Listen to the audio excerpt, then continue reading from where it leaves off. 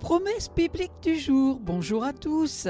Lisons dans Colossiens chapitre 3 verset 2 où il est écrit « Affectionnez-vous aux choses d'en haut et non à celles qui sont sur la terre. Cherchez les choses d'en haut. » Lisons dans Matthieu chapitre 6 du verset 24 au verset 34. Personne ne peut servir deux maîtres. Il haïra l'un et aimera l'autre. Il sera fidèle à l'un et méprisera l'autre. Vous ne pouvez pas servir à la fois Dieu et l'argent. Avoir confiance en Dieu. Voilà pourquoi je vous dis, ne vous inquiétez pas au sujet de la nourriture et de la boisson dont vous avez besoin pour vivre ou au sujet des vêtements dont vous avez besoin pour votre corps. La vie est plus importante que la nourriture et le corps plus important que les vêtements, n'est-ce pas? Regardez les oiseaux qui volent dans les airs. Ils ne sèment ni ne moissonnent. Ils n'amassent pas de récolte dans des greniers. Mais votre Père qui est au ciel les nourrit. Ne valez-vous pas beaucoup plus que les oiseaux? Qui d'entre vous parvient à prolonger un peu la durée de sa vie par le souci qu'il se fait? Au verset 28, et pourquoi vous inquiétez-vous au sujet des vêtements? Observez comment poussent les fleurs des champs. Elles ne travaillent pas et ne tissent pas de vêtements. Pourtant, je vous le dis, même Salomon,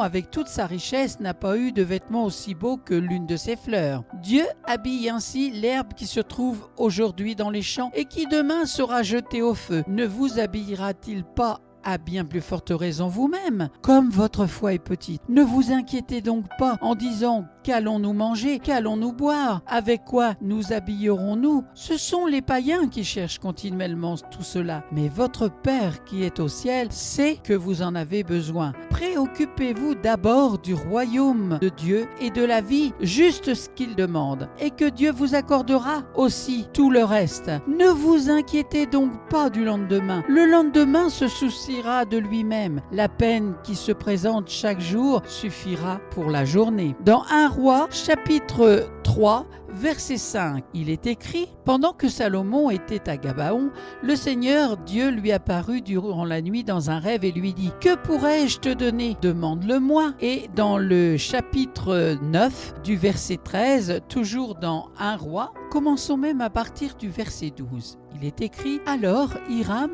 vint de Tyr pour inspecter ces villes, mais il n'en fut pas satisfait. Et il s'exclama, « Mon frère Salomon, ces villes que tu m'as données ne valent rien. C'est pourquoi encore aujourd'hui, on appelle cette région pays de Kaboul. » Colossiens chapitre 3 verset 1. Il est écrit « Vous avez été ramenés de la mort à la vie avec le Christ. Alors recherchez les choses qui sont au ciel, là où le Christ siège à la droite de Dieu. » Hébreux chapitre 11 verset 13 à 16. Il est écrit « C'est dans la foi que tous ces hommes sont morts. Ils n'ont pas reçu les biens que Dieu avait promis, mais ils les ont vus et salués de loin. Et ils ont déclaré qu'ils étaient des étrangers et des exilés sur la terre. » Ceux qui parlent ainsi montrent clairement qu'ils cherchent une patrie. S'ils s'étaient mis à regretter le pays qu'ils avaient quitté, ils auraient eu l'occasion d'y retourner. En réalité, ils désiraient une patrie meilleure, c'est-à-dire la patrie céleste. C'est pourquoi